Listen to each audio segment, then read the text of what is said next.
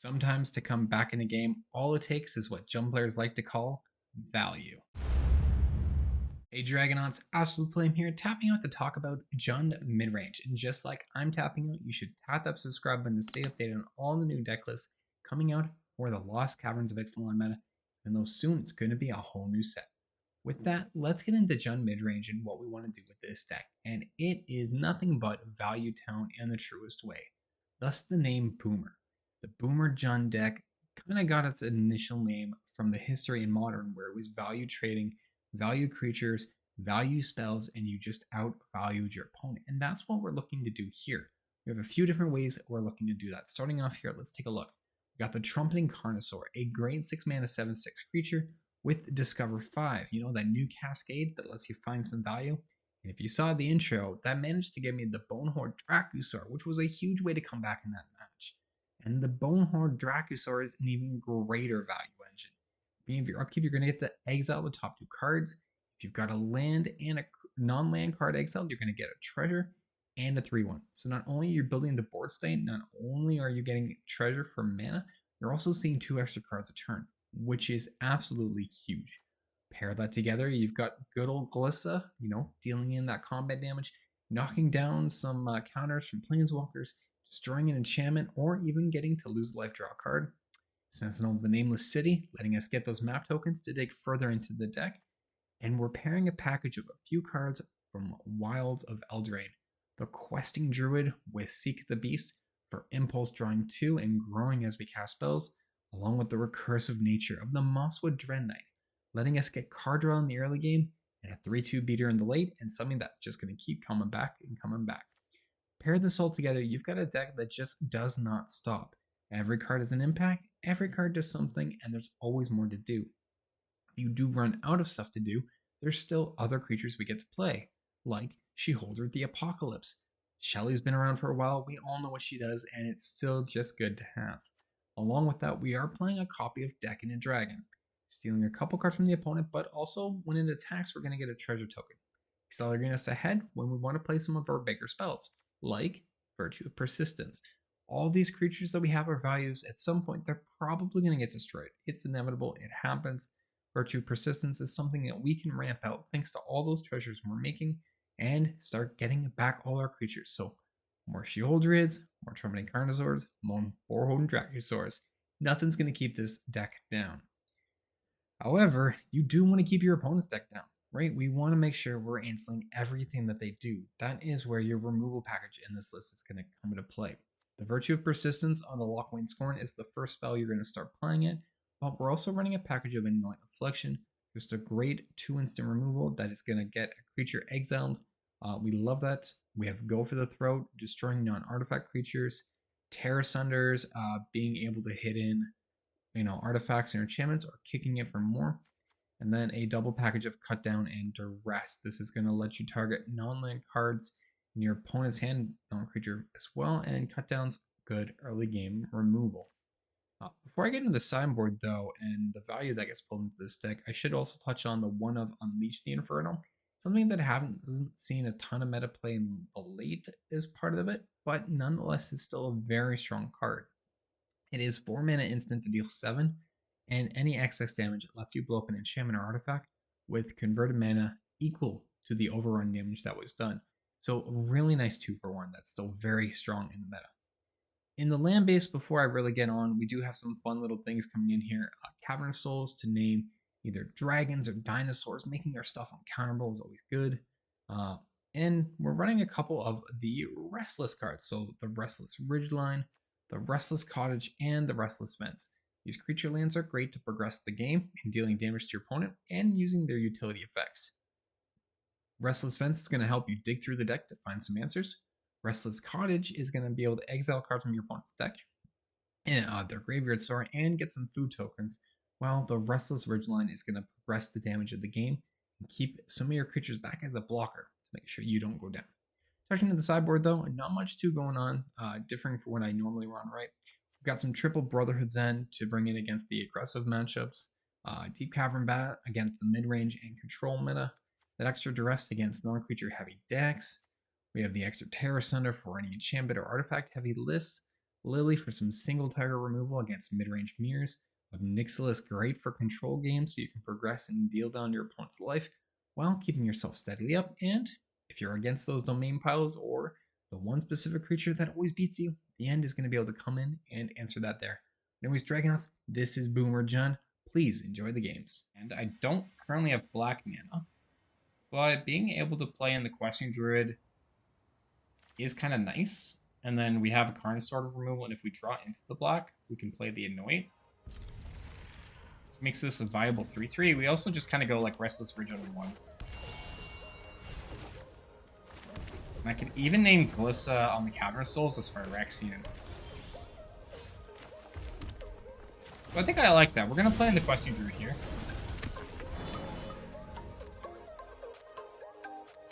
Spire Headquarters into Restless Cottage. Not... Opponent might just be Domain. Which is fine. I'm going to go ahead and name Phyrexian. Casting Glissa, get us a 2-2. Poking for 2. Really looking for our black mana at the moment, though. So Glissa down means that the Topiary Stomper can't really progress an attack, but they just have a Sunfall. Well, that sucks. Okay.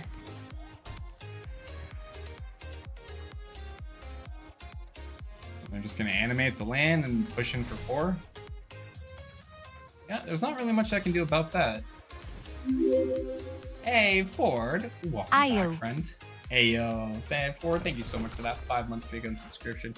Welcome back. Good to see you. I hope your Monday's going good, bud. You're our 2nd subscriber of the week, my friend. Thank you so much. Restless Vents means that I can cast in the Carnosaurs next turn. Also access to the black mana that I need. I'm just going to do that. Play that in tap for the moment. Ripping Dungeons of Diablo 4? Nice. Way to go, Ford. We're trying to climb on the ladder. I started with Jund Dinosaurs. It was alright to start. But it kind of fell short at the end, unfortunately. Okay, and they're just going to animate the Incubator token. Honestly, that's fine. I'm just going to take it and go to 13. I'm not worried about life total quite yet. With Zeus's many journeys, sure. Like, the Carnosaur has a good potential just to net us some really sweet value here.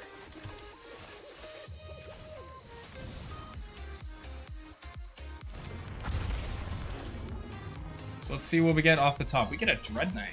I will play that in as a creature.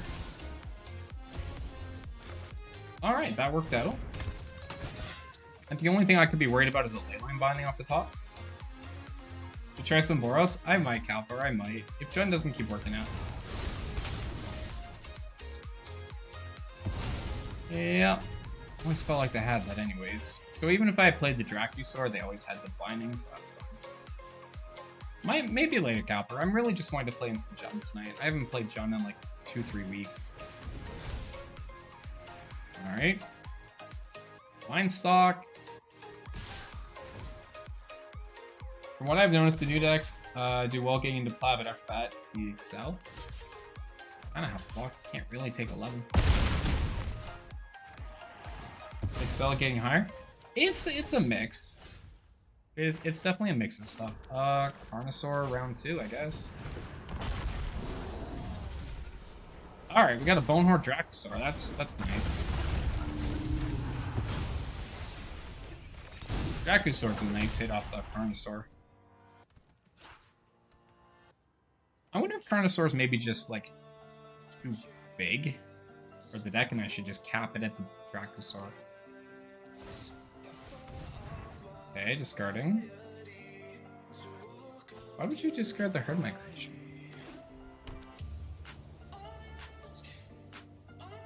Counter combo and do 1k? Oh, for Sunfall?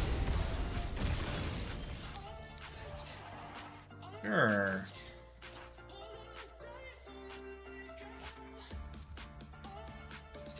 I'll pass the turn. I mean, calendar combo's pretty fun. Combo seemed like a weird idea.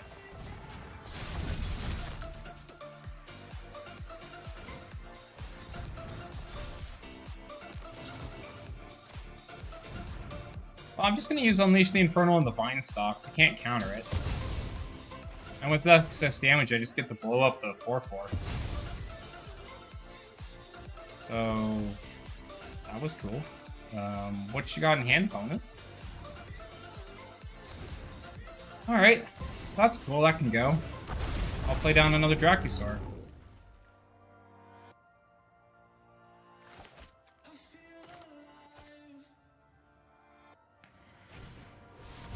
Archangel's gonna come in and kick me down to 4 life. Not so great. I really don't care about these Azuzas. That Boseiju is pretty good. But I can't use it in the way that I want. I do want to Azusa as many, or Sentinel here. I'm gonna go to put this on the Bonehoard Dracosaur. Glissa on the top. Glissa's curious. I don't think I can keep Glissa though.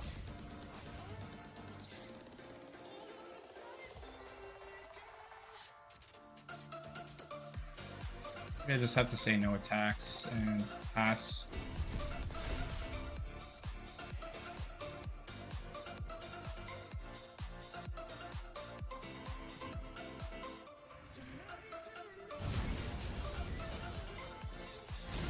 Top deck the Virtue, so I got a 3/3.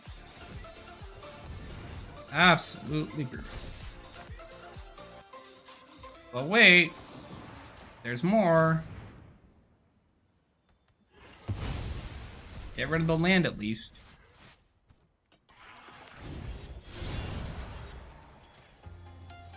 We're gonna go ahead and do the expensive taste here. Ah, Leyline Binding. Alright, cool. We use their Leyline Binding against them.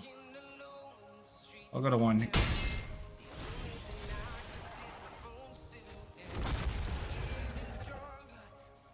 Except they don't have the white.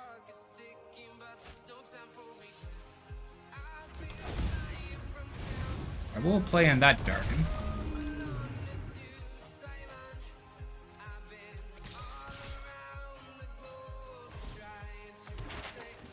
I want to see a life gain deck outpace the 1K? That'd be very interesting. Gonna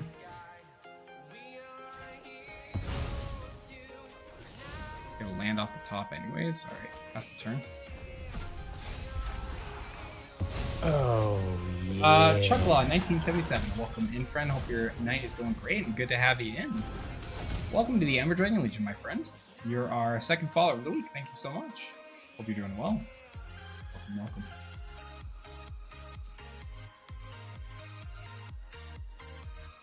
Hey, Hale, also thank you so much for the follow. Welcome into the Ember Dragon Legion as well, friend. Thank you so much for that follow. You're our third follower of the week, my friend. Great to have you. Appreciate you coming in from John's raid. Oh, Self-Fulfilling isn't like as great as I would hope. This keeps me alive. What creature am I concerned with right now?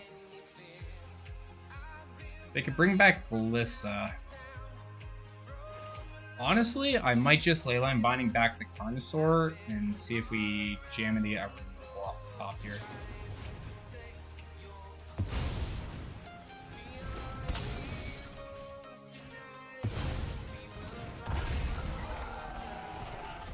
Nice, nailed it. All right. Big money. Big money on this comeback here. Let's go, let's go.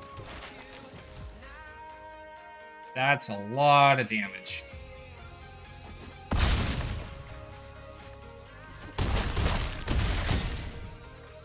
And the 14, we're gonna go for exploration. I I want to keep Shelly alive here. Keep the Go for the Throat on top, and we'll pass the turn.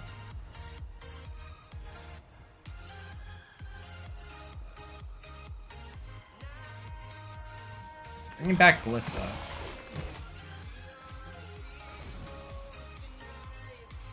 They go down to 12.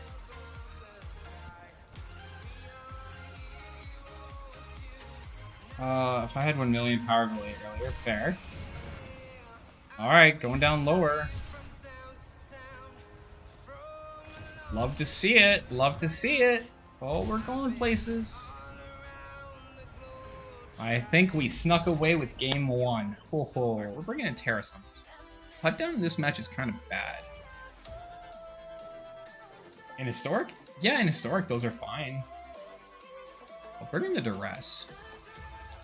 And I may just do Deep Cavern Bat here. Anoint with Affliction doesn't have as great a hits. Virtue still does alright. Unleash is good.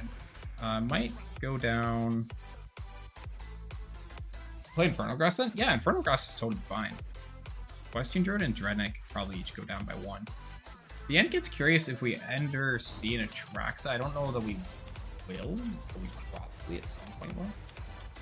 I don't know that I really want to touch the creature base, and Lily just gets dealt with by Leyline Binding. So I think it's just going to be Bat and Duress. We'll bring in and we'll rock it into game 2. This hand, however, is most certainly not. So we are going to go to 6. I'm actually very okay with this. Virtue, I'm going to pass on, but I'll keep the double Duress and the Shelly. I'm okay with that. Restless Vents could come into play tap to start. Opponent already holding up a Leyline Binding, which is fine. We're gonna go Forge into Duress. What you got? Sunfall, Voidren, Leyline Binding. Well, goodbye, Sunfall. And Thalia and the Gitrog monster. That's a very interesting choice. I can hold up the Terra Sunder in order to deal with the Leyline Binding, so I don't think I'm too worried about that. I'd rather just discard the Force the Voidren and discard here. And then we can like go for the Throat with Thalia if they play it this turn.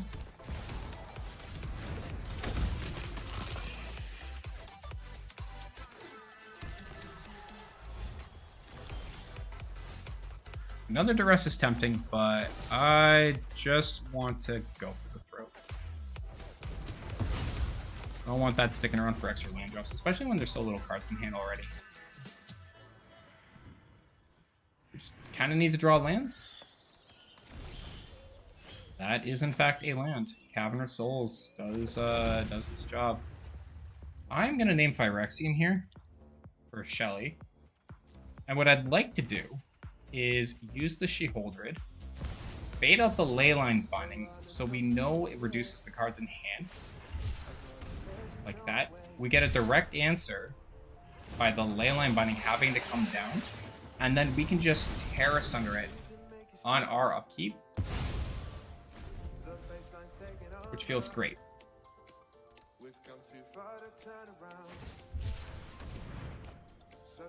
Cycle now, opponent. Cycle now.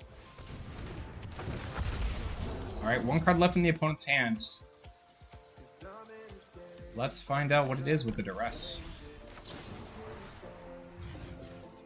Terra Sunder, we're going to get back our Sheholdred. Oh, yeah. Mr. Dip Party, thank you for the follow. Welcome to the Amber Dragon as a Dragon. Friend, hope you're doing well. Having a great night. You're our 4th follower of the week. Well, hey there. How you doing, friend? We're going to Duress the opponent here and get gone the many journeys. We're going to pass the turn, and we're down to top deck. How goes the Junding? So far, much better now. It was a little bit rough earlier on. Let's go for the Dracosaur. And we'll attack for 4. We tried Jund Dinosaurs, and that was just kind of rough on damage. Didn't work out too well. But we're going places now. The new deck we were playing here has done successfully well against the domain deck against the opponent. More land's fine. We're playing the Cliffs. I'm gonna go for the Sentinel. Hey Zon, welcome in. How you doing tonight, friend? Happy Monday. We're gonna play this on the Dracosaur. I will keep a go for the throw on the top, and we're gonna punch in for 10, take game 2. Great start to this deck. Hello, welcome to the Emerald Nation as a Dragon. Hope you enjoy your time here, friend. I actually like this hand a lot. Questing Druid, holding up Anoint, and a second one for Seek the Beast. I'm just gonna go Haunted Ridge into Forest. Erom, you're our 5th follower of the week. Thank you so much. Mono Green Beast, Working Explorer. Ooh, nice, Caleb. Okay. Mono Green Beast. I'm spicy. Pulling up the rest, or are you playing the what is that Siren Spyglass or whatever? Oh, something. Spyglass, yeah. Alright, that's fine. I do have Cut Down. I don't really want to use the Cut Down just yet. I would like to establish my Questing Druid here. Trend towards mid-range nonsense and that guy jamming your impacts. Nothing wrong with that. Yorion is, oh, I mean, Yorion is pretty good.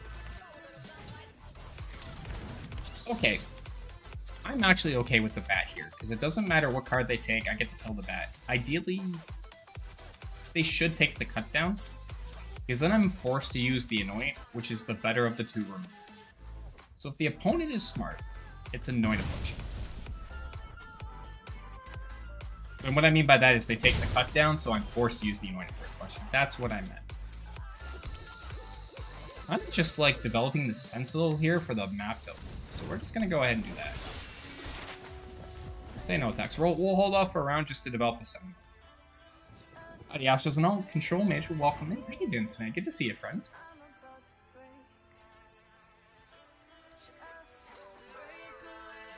I'd like to get a black mana off the top so that I could, you know, get rid of both. Resident Reef coming in tap for the opponent's not a bad sign for me.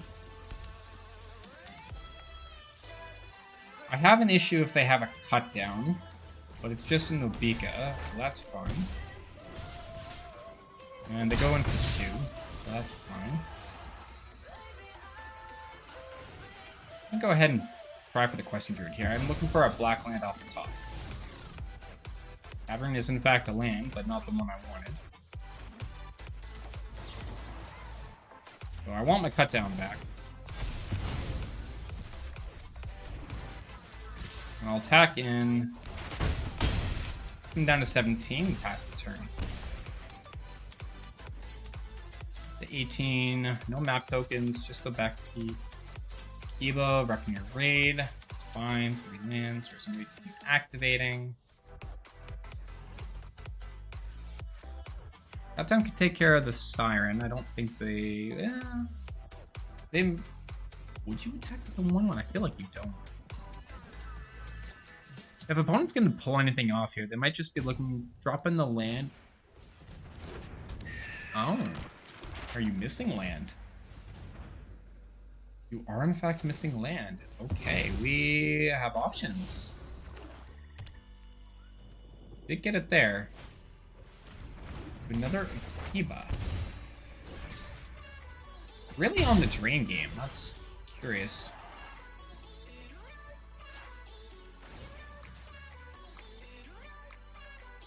Still really like to hit. Carnosaur. Well, that is a removal, so that's fine.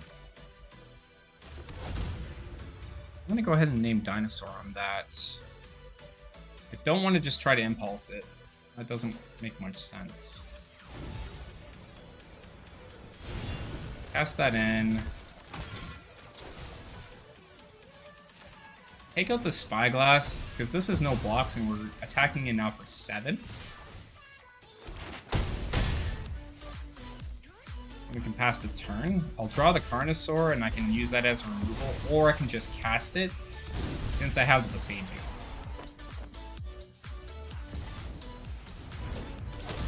Aquasats is fine. I'm gonna go to 10 on this one, right? An opponent will lose life during your turn twice. Yes, that was fine. We just go in. I just Carnosaur. Like, in every which way do I Carnosaur in this situation? Bam, get a Shelly. Bam, get a 6/6.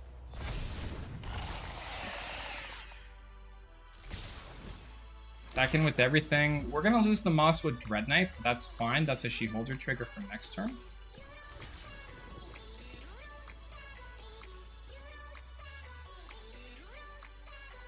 I think I'm still fine, because I can double block the Nezumi Captain. Put them down to 4.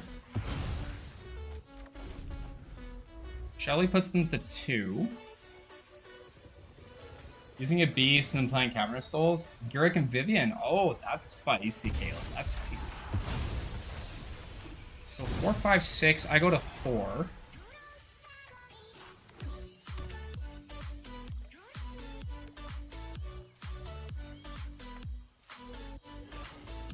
Go to 4 at the moment.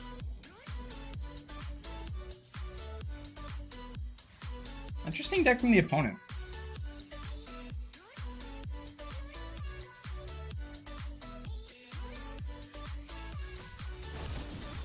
Bitter Triumph. Discarding, sure.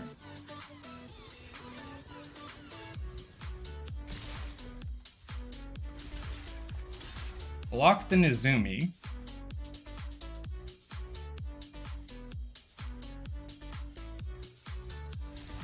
Take game 1. Their deck's a bunch of little friends, so maybe Brotherhood's End is going to be a good cleanup against them.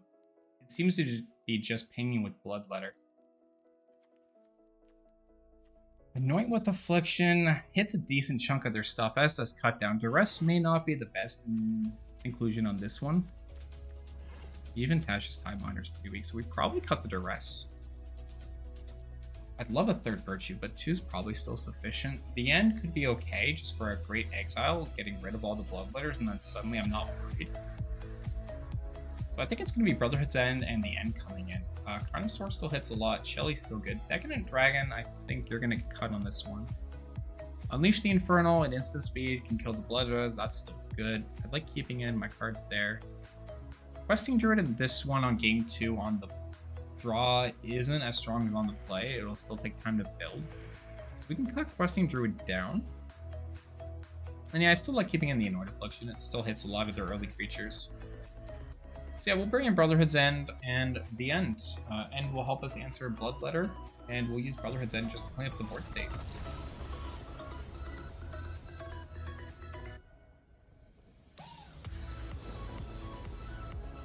Or they do that. Dragonauts, thank you so much for sticking around to the end of the video. It's always appreciated. Please remember to hit that subscribe button to stay updated on all the new decks coming out from the new meta. And as always, keep believing. I'll catch you next time.